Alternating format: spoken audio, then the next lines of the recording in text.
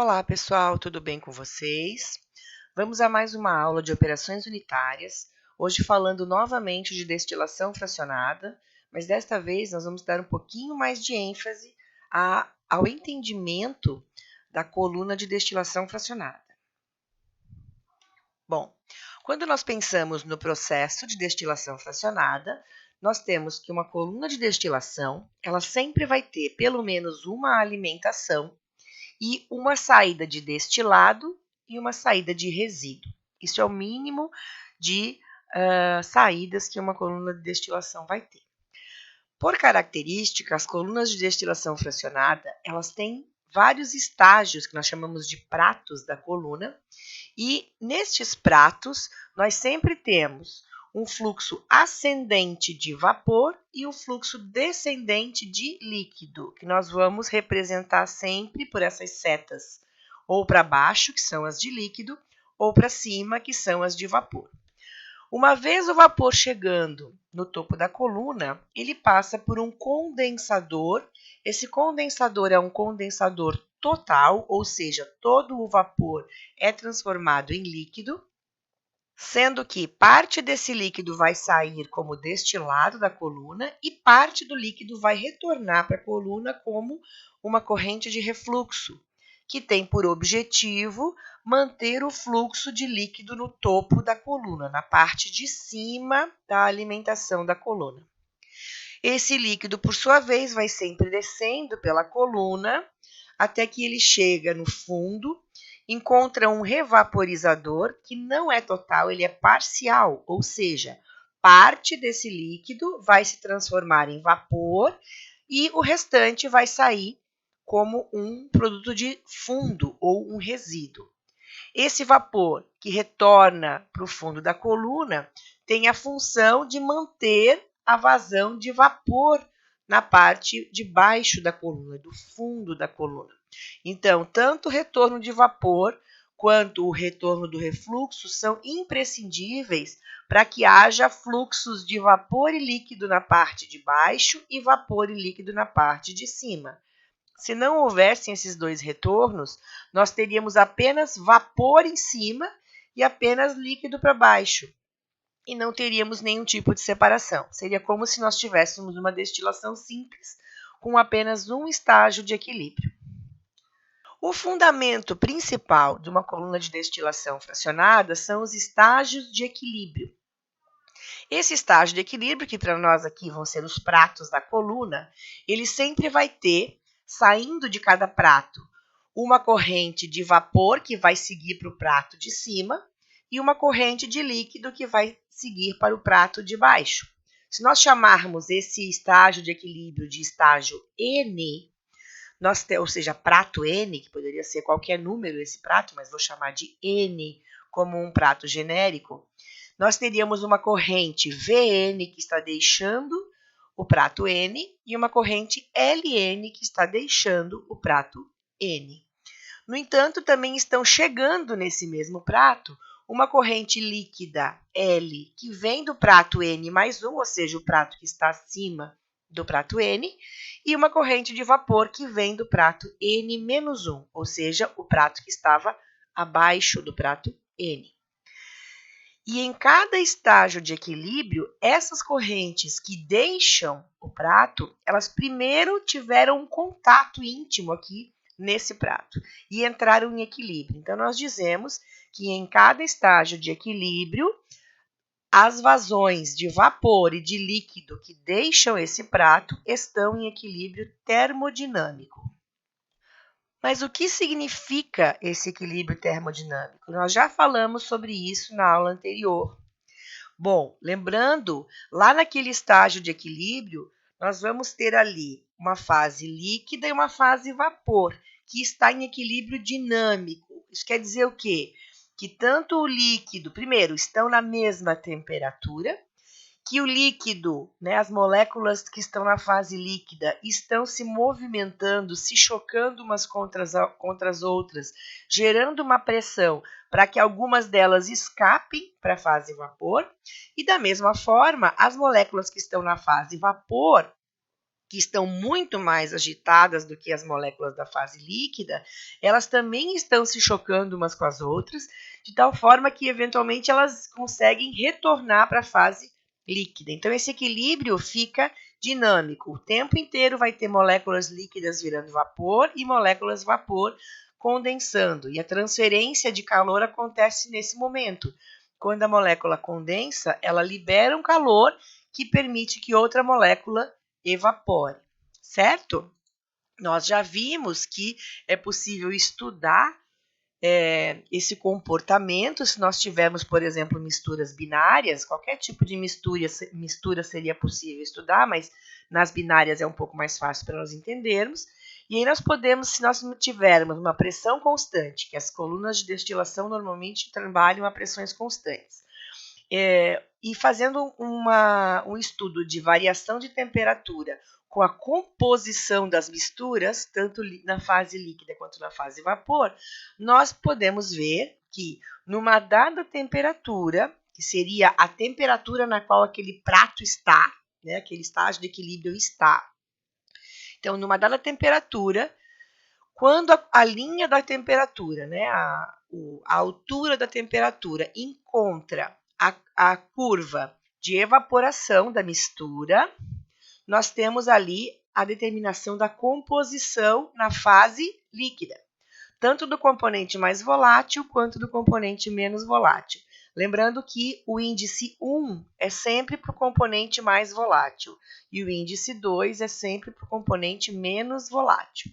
Então, aqui nós temos uma composição baixa, né, ou seja, mais próxima de zero, para o componente mais volátil, e uma composição alta, ou seja, mais próxima de 1, do componente menos volátil. Isso faz sentido, porque nós estamos falando da fase líquida. Já a composição da fase vapor, a gente vai obter quando a temperatura, né, a linha da temperatura, encosta ali a curva de orvalho, né?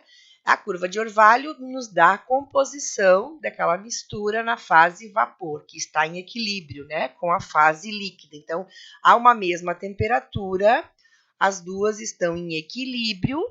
Eu tenho a composição da fase líquida na curva de evaporação e a composição da fase vapor na curva de ponto de orvalho, né? Então, aqui eu vou ter a composição da fase vapor. Veja que vai ser a composição do mais volátil vai estar mais próxima de 1 e a composição do menos volátil vai estar mais próxima de 0, o que faz totalmente sentido, porque estamos falando da fase vapor. Isso, então, é o que nós chamamos de equilíbrio termodinâmico. Então, o estudo das diferentes condições de equilíbrio termodinâmico nos permitem fazer essas previsões de composição das misturas na fase líquida e na fase vapor. Para que nós possamos entender completamente como é que uma coluna de destilação funciona, a primeira coisa que nós temos que fazer, obviamente, é fazer o balanço de massa dessa coluna, né? E o balanço de massa, ele pode ser feito de várias maneiras. No caso de uma coluna de destilação fracionada, nós temos a coluna, que é um equipamento, nós temos o fervedor, que é um outro equipamento, e temos o condensador, que é outro equipamento. Então, nós já teríamos aqui 3 possíveis subsistemas. Um que é a coluna, um que é o condensador e um que é o fervedor, certo? E ainda teríamos como fazer o balanço da caixa preta, certo? Então, primeiro, para entender esse balanço total da coluna, nós vamos fazer o balanço de massa da caixa preta, que vai levar em consideração a entrada da coluna, que a gente vai chamar de uma vazão F, com uma composição XF. Esse XF é a composição mássica do componente sempre do mais volátil. A gente, a partir de agora, sempre vai trabalhar com misturas binárias, né? Matematicamente é o que nós vamos conseguir fazer para análise de colunas de destilação fracionada. Misturas terciárias, quaternárias, elas são possíveis de fazer? São. mas usando outros modelos matemáticos que nós não vamos poder colocar aqui, porque a maior parte deles vai precisar de um aparato computacional maior para poder rodar todas as equações. Então, para compreender o sistema de funcionamento da coluna e poder fazer algumas previsões e alguns cálculos, sempre vamos trabalhar com misturas binárias. E aí, nós sempre vamos saber aqui, né, a composição que está entrando na coluna ou que está saindo da coluna, sempre em função do componente mais volátil, que normalmente ele é o componente de interesse, é o componente que vai estar mais rico no destilado, certo? Fazendo o balanço, então, o balanço geral da coluna seria a vazão de entrada, o F, tem que ser igual à vazão de destilado, D, e a vazão da corrente de fundo, W. Normalmente nós usamos o W como corrente de fundo porque ele significa waste, de resíduo, né? Em misturas binárias, normalmente o que te interessa é o destilado e o que sobra é o resíduo. Fazendo agora um balanço por componente, e aí o componente mais volátil, nós teríamos que F vezes XF, ou seja, a quantidade do componente mais volátil que está entrando, tem que ser igual a D vezes XD, ou seja, a quantidade de componente mais volátil no destilado, mais W vezes XW. Então, a quantidade de componente mais volátil no resíduo. Tudo aqui é em relação ao componente mais volátil. E aqui é o balanço geral do meu sistema. Então, com essa equação aqui, eu já consigo determinar várias coisas, várias incógnitas, por exemplo, que eu tenha que determinar do meu sistema. Obviamente, lembrando que se eu conheço a composição do componente mais volátil, é só eu fazer 1 menos essa composição e eu vou ter a composição do componente menos volátil.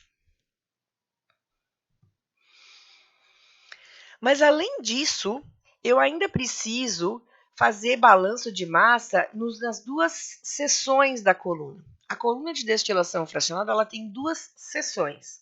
A primeira seção é a chamada seção a região de enriquecimento. Essa região ela existe a partir, não, para cima da alimentação. Então, dependendo de onde a alimentação é colocada, tudo que estiver acima da alimentação é dita como região de enriquecimento. E a outra região é a região de empobrecimento, que fica abaixo da alimentação. Por que nós temos esses nomes? Região de enriquecimento, mas enriquecimento em quê?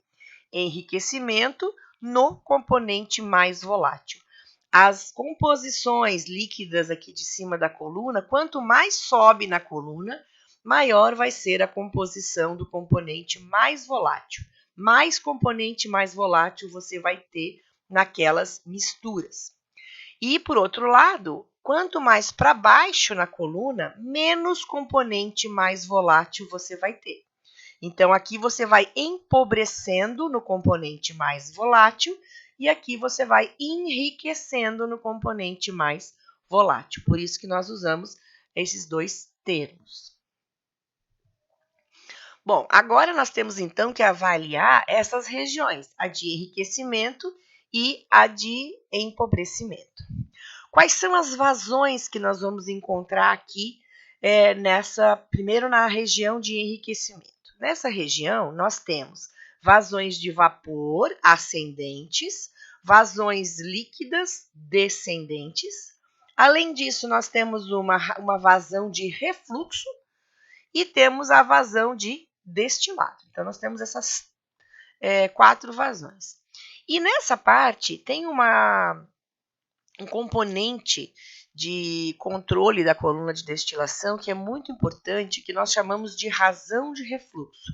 Razão de refluxo corresponde à razão entre a vazão de refluxo sobre a vazão de destilado. E esse número geralmente é um número maior do que 1, né? Ou seja, normalmente você vai ter mais refluxo, ou seja, mais retorno de líquido para a coluna do que você vai retirar de destilado. E quanto mais você tiver de retorno para a coluna, quanto maior for essa razão de refluxo, melhor vai ser o teu processo de separação. Você aprimora mais ainda a tua separação. Só que, por outro lado, quanto maior for o teu refluxo, menor é o rendimento da tua coluna, menos você produz de destilado. Então, esse parâmetro, razão de refluxo, é um parâmetro operacional muito importante. O ideal é você encontrar aí uma razão de refluxo que seja grande o suficiente para permitir a separação que você deseja e pequena o suficiente que permita uma grande produção de destilado. Então, você fica oscilando, né? É um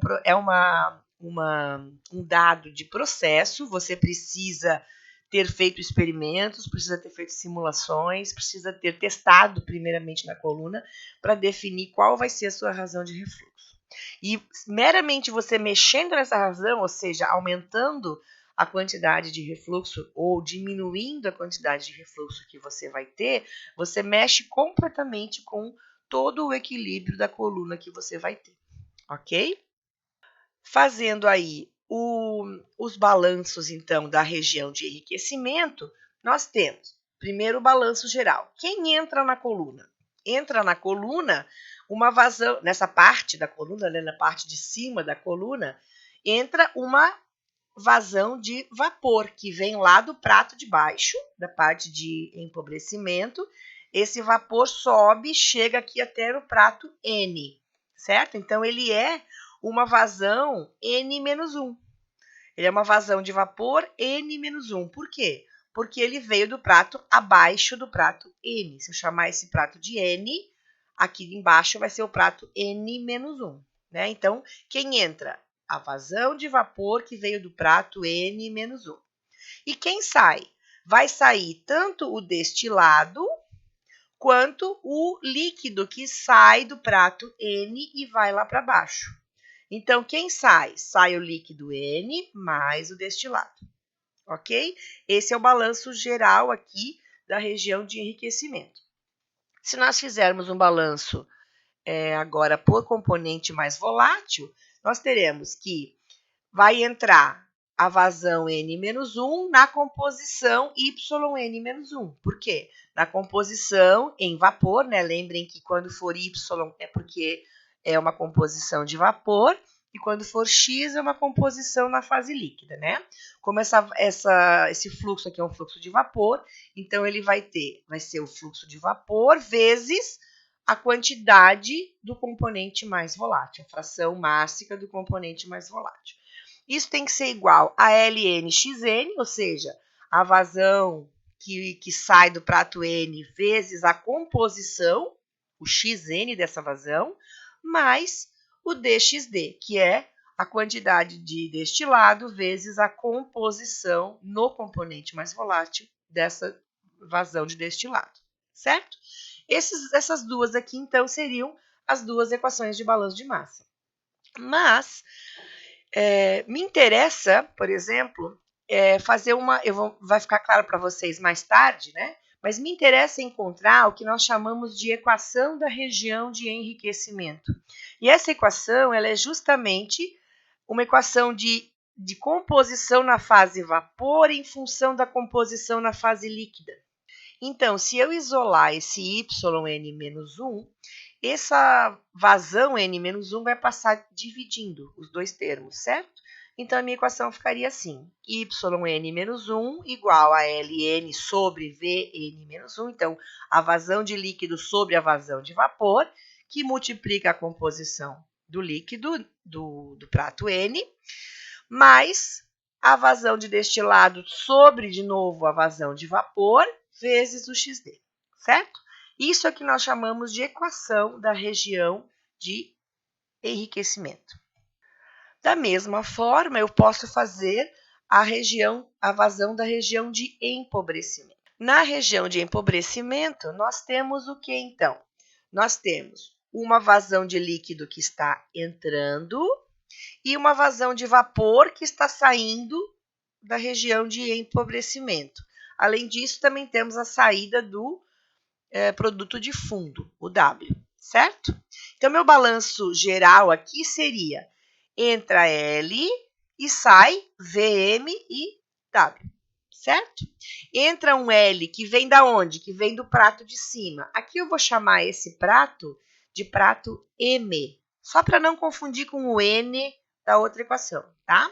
Se eu chamar o prato aqui, o primeiro prato lá de cima da região de empobrecimento, se eu chamar ele de M, eu sei que o prato acima dele é o M mais 1. Então, aqui eu tenho a corrente de líquidos que vem do prato de cima. Tenho a saída de vapor que está saindo desse prato M e também tenho a saída de produto de fundo. Então, meu balanço ficaria isso: L igual a V mais W. Ou eu poderia escrever V, o vapor que sai, é igual ao L que entrou menos o W, né? Se esse W for para o outro lado, ele vai como mais. Então, ficaria o balanço que eu falei antes, né? L igual a V mais W.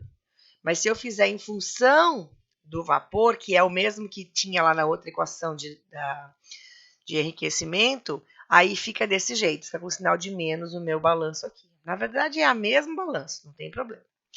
Bom, o balanço por componente, então, considerando o componente mais volátil, nessa vazão de vapor aqui, M, eu vou ter uma composição YM. Nessa vazão de líquido aqui, LM mais 1, eu vou ter uma composição XM mais 1. E nessa composição aqui de fundo, W, eu vou ter uma composição XW, certo? Então, vai ficar VM vezes a sua composição é igual ao LM mais 1 vezes a sua composição, menos W vezes a sua composição. Lembrando que essa composição é sempre do componente mais volátil. E aí, nós temos aqui, novamente, ó, eu vou fazer uma expressão que é uma função de y em função de x, tá? Então, y, que é a composição na fase vapor, em função das composições líquidas. Por isso que eu vou isolar aqui o ym e vou passar o vm dividindo esses dois termos aqui. Novamente, eu encontrei aqui, então, a equação da região de empobrecimento. Bom, para melhorar aquelas equações, a gente tem que pensar uma coisa. Nós estamos trabalhando em condições de equilíbrio, né? Para que se mantenha um equilíbrio, eu preciso manter um volume de líquido sobre as placas e um volume de líquido constante. As placas são do mesmo tamanho, com a mesma capacidade, e tudo aquilo que transborda da placa de cima vai para a placa de baixo e assim sucessivamente.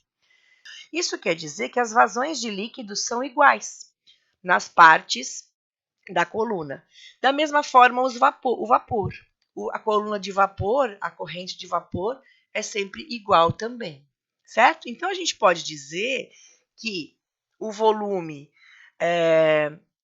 no topo, o volume de vapor no topo, é igual ao volume N, que é igual ao volume de N-1, de N-2 e assim por diante, certo? Que vai chegando, e também o de mais 2 e de mais 3, né? Todos os do topo são iguais.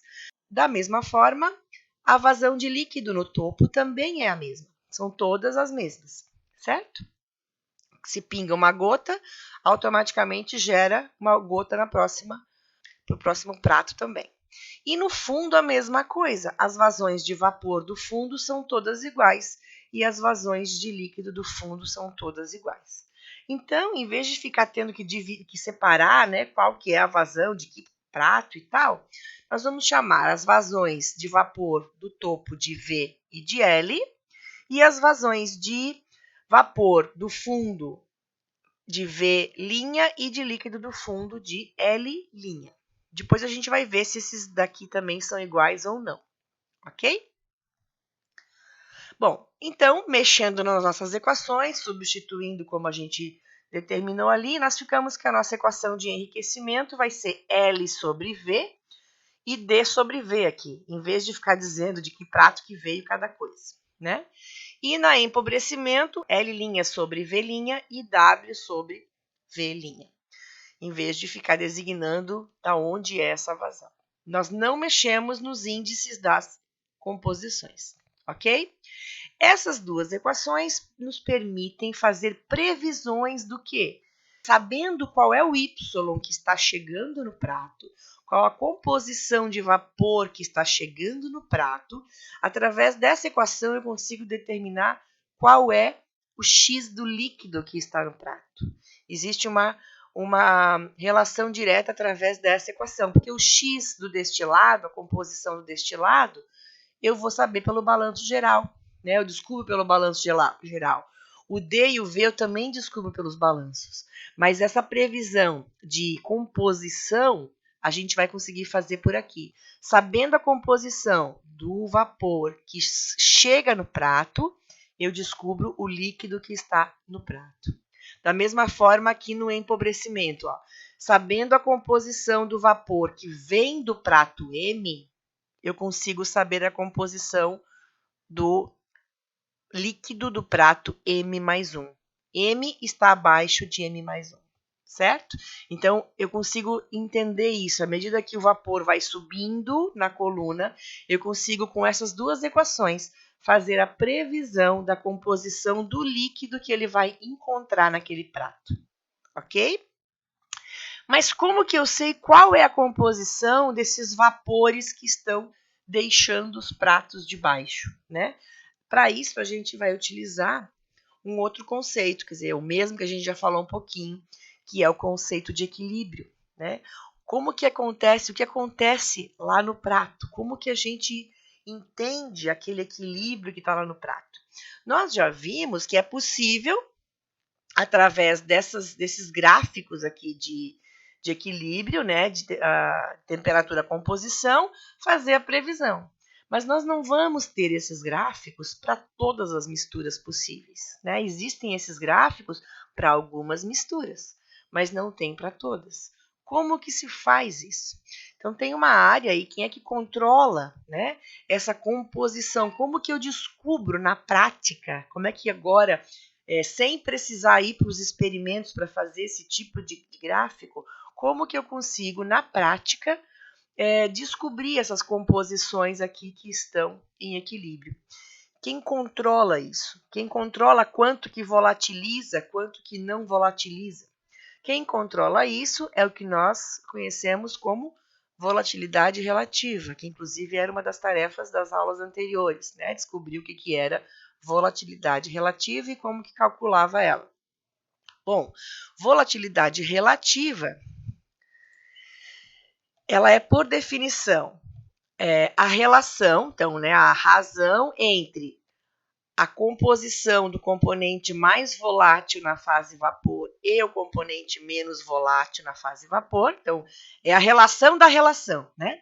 Então, é a relação dessa composição da fase vapor com essa composição, com essa relação da fase líquida, certo? E ainda é possível calcular a volatilidade relativa pelas pressões parciais do componente mais volátil numa dada temperatura e a pressão parcial do componente menos volátil nessa mesma temperatura, certo? Lembrando sempre que eu falo dos valores com índice 1, eu estou falando do componente mais volátil. Quando eu falo dos valores com índice 2, é do componente menos volátil, certo? Mas agora vamos nos ater a essa equação aqui. Numa mistura binária, aqui eu tenho 4 variáveis, né? Y1, Y2, X1, X2. E vocês viram que até agora a gente sempre fala da composição do componente apenas mais volátil. A gente não fala do menos volátil. Então, como que eu poderia falar a composição do componente menos volátil na fase vapor, esse Y2? Eu posso chamar de Y2, o que não me ajuda muito, ou eu posso dizer que o Y2 é igual a 1 menos Y1, certo? Eu posso escrever a composição do menos volátil a partir da composição do mais volátil, na fase vapor e também na fase líquida. Se eu substituir agora essas duas equações aqui, lá naquela equação de cima, e isolar o Y1, eu vou ter isso aqui, tá? Escrevendo aí um Y, né, chamar o 1 de N, daí em vez disso, né, chamar ele de N, eu consigo mexer a equação, fica aí uma sugestão de desafio para quem gosta de matemática, ó. Vocês podem substituir, no lugar do y2, aqui embaixo, vocês colocam 1 menos y1, entre parênteses, né, não esqueçam. No lugar do x2, 1 menos x1, aqui, certo? E depois vão mexendo, aí faz multiplica o alfa pelo de baixo aqui, vai mexendo matematicamente e vocês têm que chegar nessa equação aqui, aonde seria o y1 aqui, né? y1 é igual ao alfa vezes x1, 1 mais alfa menos 1, x1. Mas isso vale para todos os pratos. Por isso que eu deixei, então, em função do xn, para ser uma equação mais variada, né? Se é o componente, e é o componente, na verdade, o x1 ali é sempre o componente mais volátil. Né? Sempre estamos falando da composição do mais volátil. Então, para fazer uma equação genérica que serve para qualquer prato, eu deixei em função do n, certo? Então, quem é esse yn aqui? É a composição da vazão de vapor que deixa o prato N. Quem é esse xN aqui? É a composição do líquido que deixa o prato N. Se esse N fosse 1, seria Y1, X1.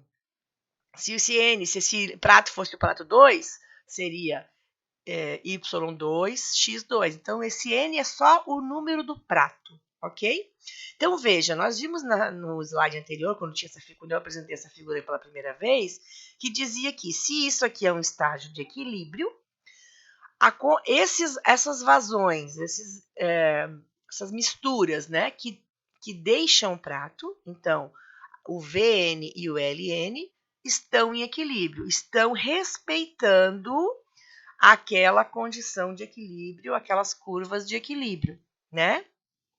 Só que lembram, eu falei que nem sempre a gente vai ter esses dados aqui experimentalmente, ou raramente a gente vai ter, né? Então, nós precisamos, na verdade, de uma expressão matemática que nos permita fazer essa previsão. Sabendo a composição de um, a gente acha a composição do outro. Então, com essa equação de equilíbrio, mais aquelas duas equações da coluna, da região de empobrecimento e de enriquecimento, nós vamos conseguir fazer as previsões das composições das fases líquidas e vapores que deixam todos os pratos da coluna. Bom, mas como que a gente faz na prática para saber o valor do alfa, né? Porque vocês viram ali na equação que eu quero saber o yn a partir de um xn, mas eu tenho que saber esse alfa. Como que eu descubro esse alfa? Então, eu vou usar aquela outra equação que dizia alfa é igual à pressão de vapor do componente mais volátil sobre a pressão de vapor do componente menos volátil. Mas, de novo, como que eu vou saber qual é a pressão de vapor? Uma das possibilidades que existem é o cálculo da pressão de vapor utilizando equações empíricas, equações que foram determinadas a partir de experimentos, né? Pessoas que estudaram aquelas relações, pessoas que trabalharam com esses gráficos, né, para determinação desses gráficos aqui. A partir desses dados que foram coletados aqui, foi possível, então, desenvolver uma série de equações empíricas. Uma delas é a equação chamada equação de Antoine, que diz que o logaritmo da pressão de vapor de um componente puro é igual a esse A menos B sobre T, onde o A, o B e o C são constantes, que nós já vamos mostrar de onde é que a gente pode tirar, são tabeladas, né? E aqui embaixo mais T. Esse T é a temperatura mesmo. Então, a pressão de vapor ela é diretamente relacionada com a temperatura, né? Quanto maior for a temperatura, mais fácil vai ser para volatilizar um componente. Então, ela altera completamente, né, a pressão de vapor, certo? Então, Antoine fez esse estudo com vários componentes puros, várias substâncias puras, e determinou essa equação empírica e também determinou essas constantes para esses componentes puros, certo? Para o cálculo da volatilidade relativa, eu vou apresentar para vocês uma tabela de Excel, né, uma planilha de Excel que já tem alguns valores de A, B e C da equação de Antoine, né, para alguns componentes só, alguns compostos. Essas tabelas com esses valores de A, B e C são encontradas em livros, né, livros de termodinâmica geralmente, e essa planilha eu já montei ela para ela fazer o cálculo automático para vocês. Então eu vou entrar agora na planilha do Excel para vocês verem como é que isso funciona. Então aqui está a planilha. Nós temos, né, aqui está só para representar a mesma equação. Essa pressão vai ser calculada em milímetros de mercúrio. A temperatura se coloca em graus Celsius mesmo, né? E o A, B e C eles são constantes adimensionais. Bom, são poucos compostos, né? Mas assim, para nossa intenção aqui, que é trabalhar com são poucos compostos, mas com a intenção que nós temos de apenas introduzir o assunto, né, e vocês entenderem a dinâmica de funcionamento de uma coluna de destilação fracionada, ela cumpre o objetivo.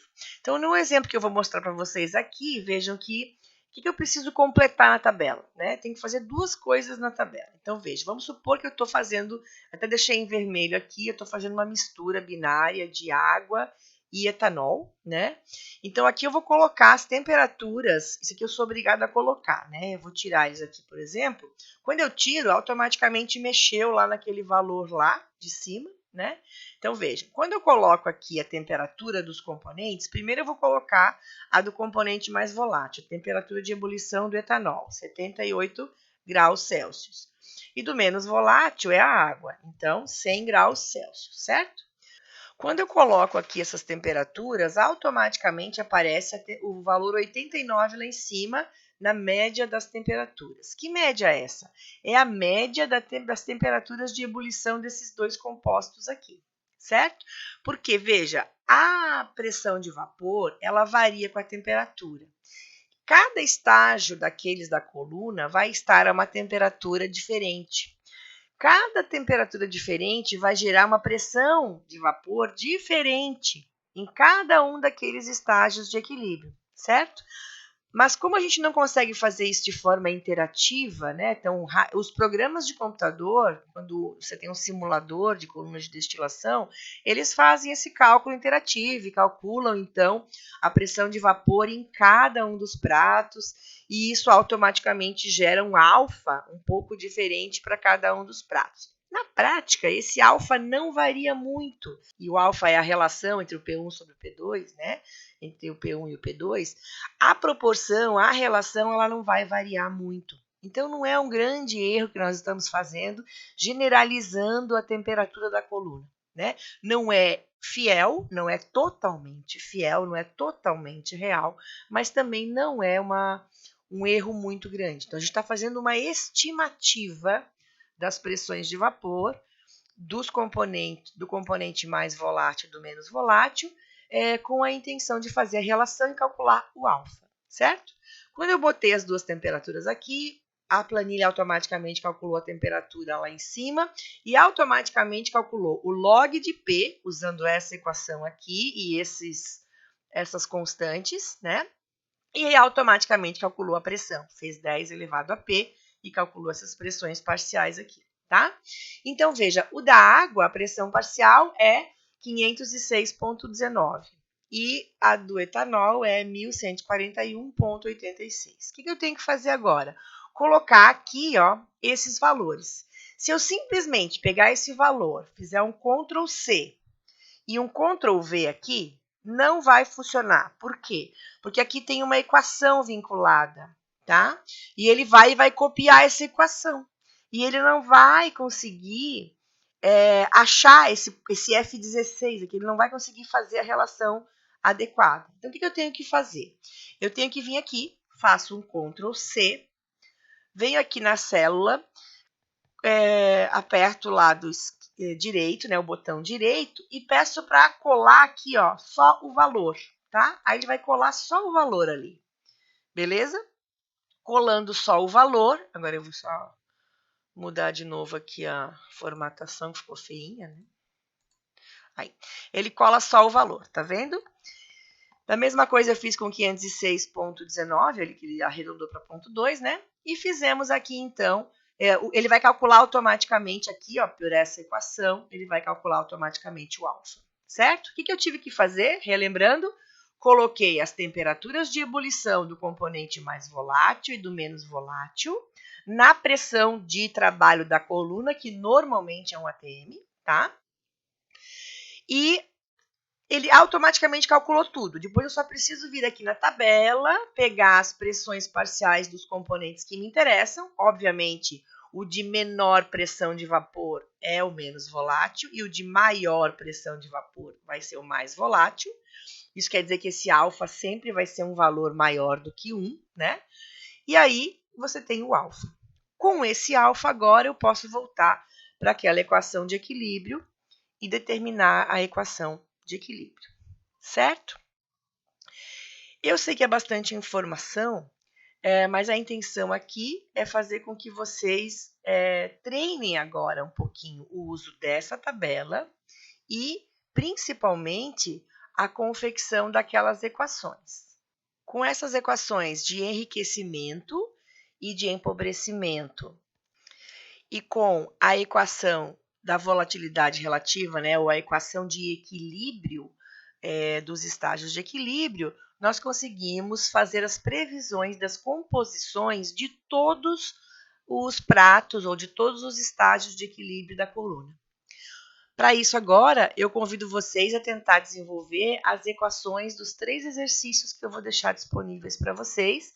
Chegar, então, à equação de volatilidade ou a equação de equilíbrio e chegar também às equações de enriquecimento e de empobrecimento nos exercícios propostos a seguir.